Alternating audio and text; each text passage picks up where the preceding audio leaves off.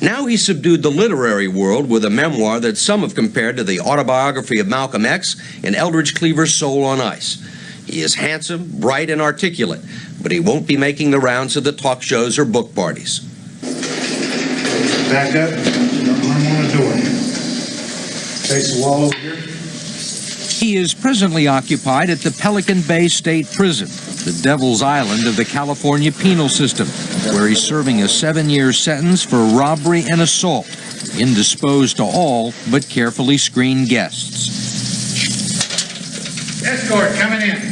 He spends 22.5 hours a day in solitary confinement, where he wrote his autobiography with a prison-issue pencil.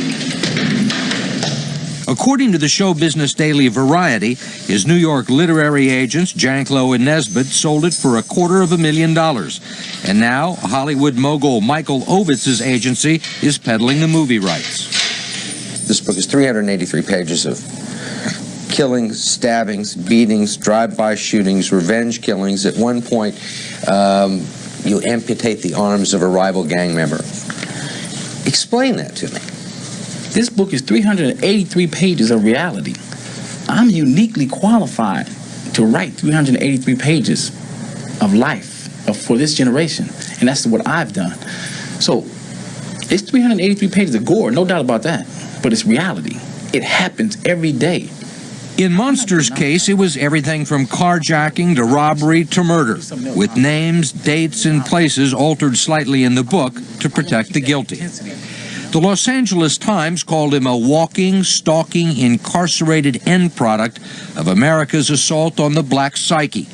The New York Times praised the book as a raw and frightening portrait of gang life. Where I lived, we grew and died in dog years. Actually, some dogs outlived us.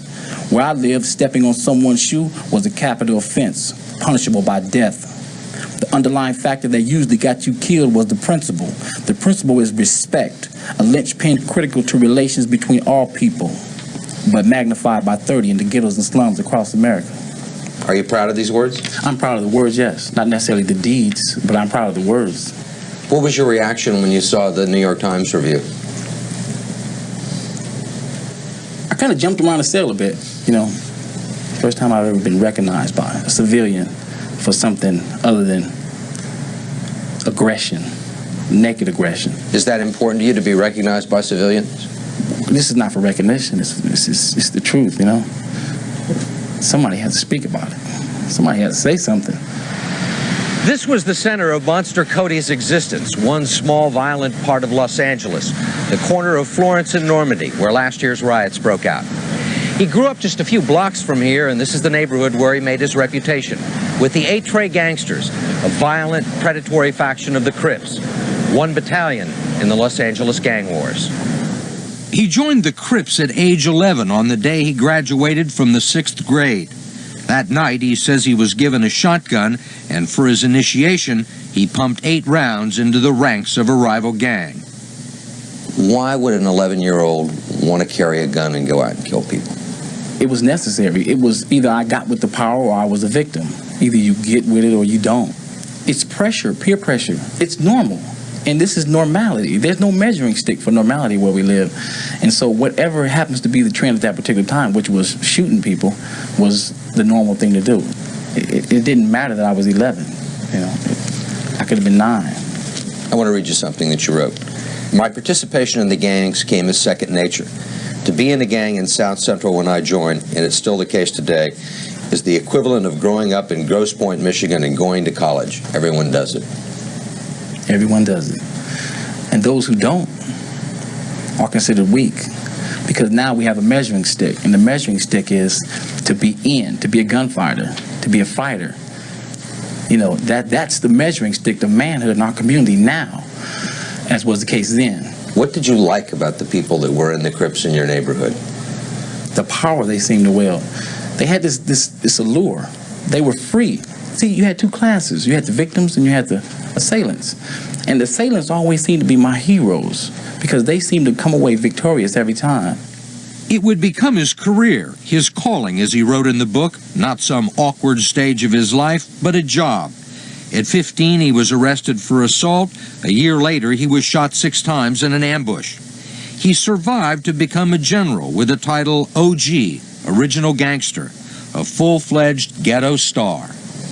Do you have any idea how many people you've killed? No, I don't even know. I wonder how many people Oliver North killed. I don't know. Or Norman Schwarzkopf. He's a hero, isn't he? I don't know. But you remember doing it? Yeah, no doubt about it. I was engaged in a war, and the rules of engagement were kill or be killed, you know? You say it's a war. Who are the sides? Who's fighting who? Over what? It's a war, actually, for nothing other than the destruction of human beings. The end result is to create funerals. As many soldiers as you can drop on the other side is considered success. And with the dropping of bodies, the pushing out of people, you get a reputation, which is like the pinnacle, and you climb the ladder, just as in any other organization or corporation or army or anything you climb a ladder, and that becomes your goal. To win respect. To win respect. Why respect? Because there's no objective respect coming from quote unquote society. So when you don't feel respect, you create what is respect to you. The lines at that He had a lot more going for him than most of his peers. He was raised by his mother, Kody Scott, in a modest but comfortable section of South Central Los Angeles. Doesn't fit the stereotype. I mean, it's nice lawns, people take care of their houses. Looks like a working class neighborhood. Yes. No drive-by shootings. No, never. His biological father, according to Kody, is Dick Bass, the former NFL running back for the Los Angeles Rams. His godfather was Ray Charles, a family friend. I'd like to think that had I not had to work 2 jobs, I could have spent a little more time and maybe he would not have become a monster. Did you try and stop him? Of course. I tried everything. Cub Scouts, I went. Child guardians, everything that I could reach out and try and get a hold of just to get some help, some kind of help.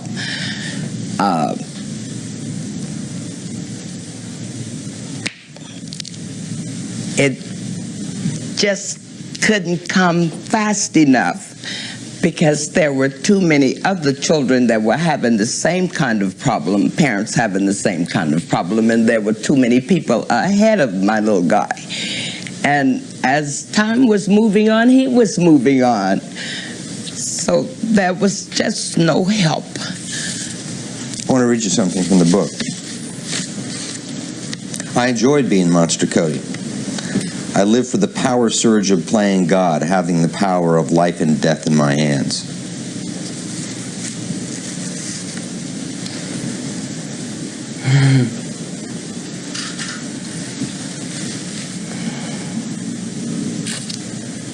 Wow.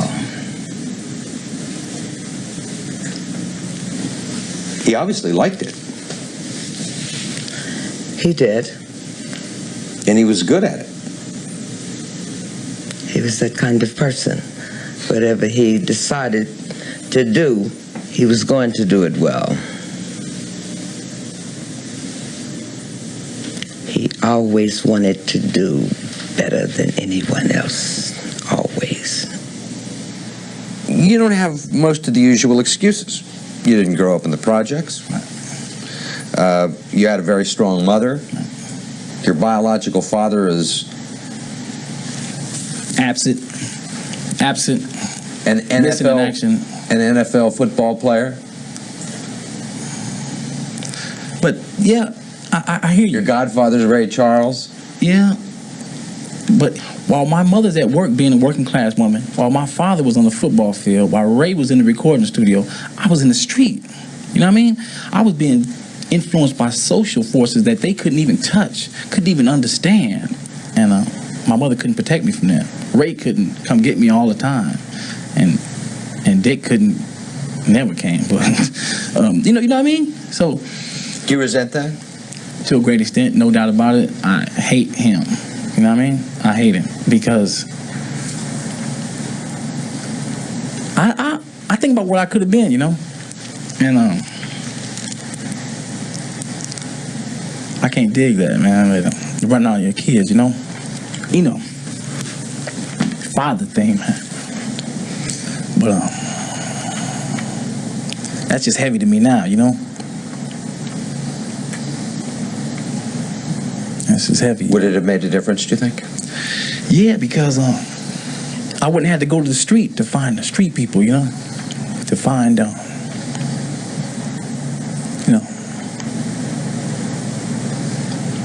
people in the street, you know. He says he's put that life behind him. He's adopted the African name Senyika Shakur, unifier of people, and now, through his writing, wants to help put an end to gang violence. I like the pen better than the weapon, actually, now, because I know I can reach more people. And I'm not into destruction for destruction's sake. Not everyone buys it. Certainly not Bambi Moyer, the prosecutor in Riverside County, California, who last put Monster away. How would you describe Kody Scott? I would almost say that he is chameleon-like, because of the fact that when he was in court, he was extremely calm, extremely respectful.